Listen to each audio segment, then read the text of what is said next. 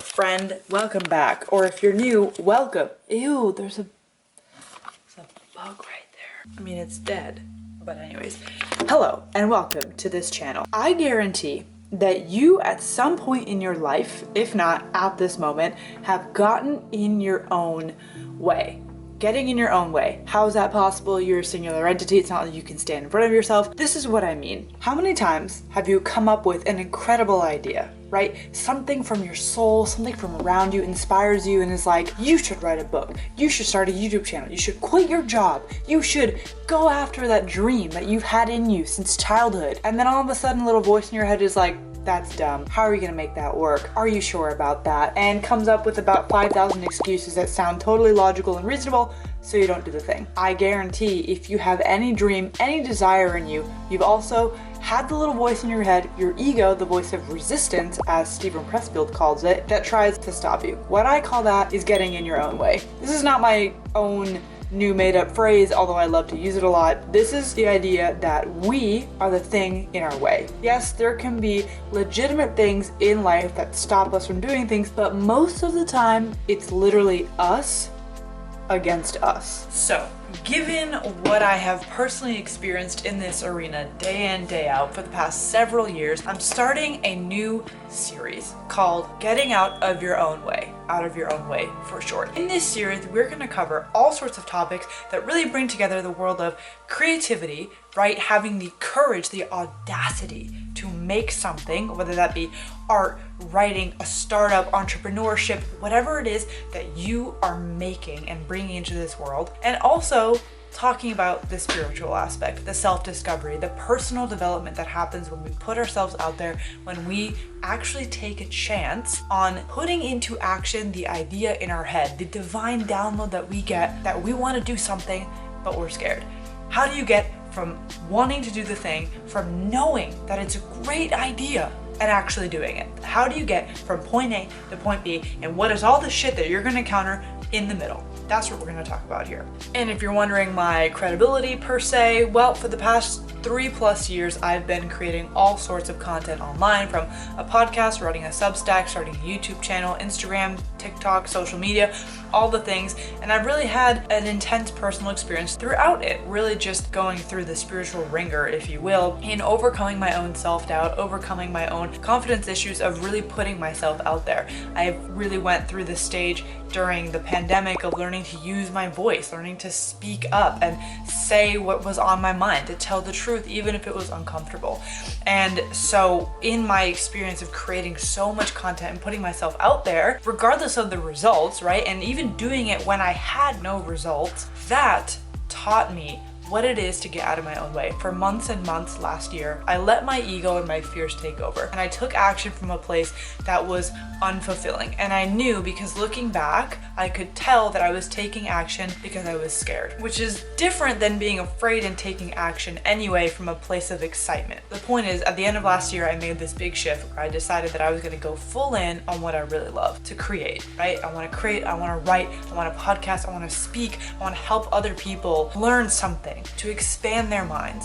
And creativity is such a big part of that. Creativity to me is one of the most unique things about being a human being, about connecting to your true divine nature, about opening up that channel. I'm also a student of Eastern philosophy, of Zen. I have read many books and studied the works of Alan Watts, and from that I've really pulled as well the lessons that we can learn from the Tao, from the way of the universe, from yin and yang, from Wu Wei, all these concepts which I'll touch on throughout the series that really have shown me the ancient wisdom, the universal truths that are part of that experience of creating, of being a vessel for something greater. Along with the messages that I'm going to be sharing, I've decided that even when my space is not looking perfect, even if my house and my bedroom is not how I want it to be at this moment, that's not going to stop me from creating. It's not going to stop me from helping you, from teaching you, from making these videos that I want to create, that I want to put out there in an effort to walk that walk. You don't have to be perfect. It doesn't have to be the best, right? There's a bunch of stuff here, my boyfriend's computer, my work setup, this freaking shelf that I just need because I have camera gear, and this room that I don't love it, and we're not gonna live here forever, but I'm not gonna wait until I have a pretty house and all the things in order and a home studio to make videos. I'm gonna start doing it now.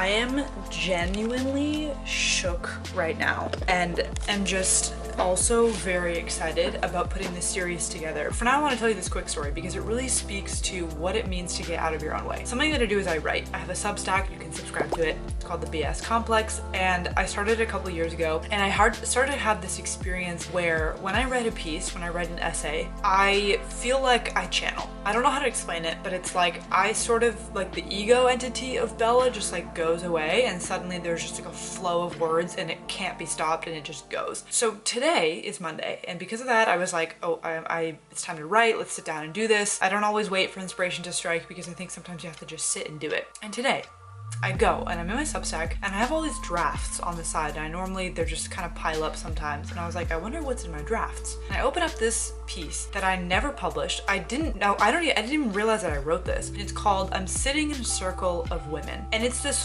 full-on like completed essay that I wrote a year ago when I was in Austin, Texas, and I was hanging out with all these women that I had met online through Instagram, and they became like new friends of mine, and just like we had this amazing day where we all sat in a circle and we did like a seance basically in the backyard. And I guess I wrote this piece after because I was feeling so inspired and so connected. And so fast forward a year, I forgot, I didn't realize that I wrote this. I have no memory of writing this. Like sometimes I can remember like where I was sitting when I was writing it. No memory of this. I literally don't know when this happened. And I'm reading it and I'm like, it's exactly a year later, and this piece that I clearly there's no other way to explain how it happened other than I literally just got out of my own way and just wrote it. Like my soul was acting through my fingertips to make this piece come together.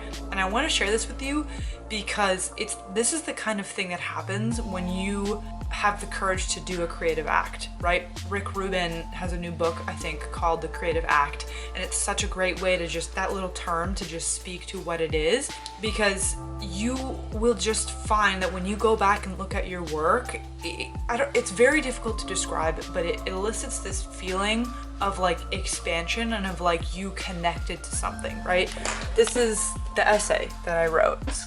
I'm sitting in a circle of women and this is the proof. And I wrote at the top like that, this old essay. And in it, I really just wrote about how beautiful the experience was and how it showed me, it helped me embody like this spiritual concept about oneness. And the reason I share this is because being willing to do a creative act, to do something that you know is calling to you.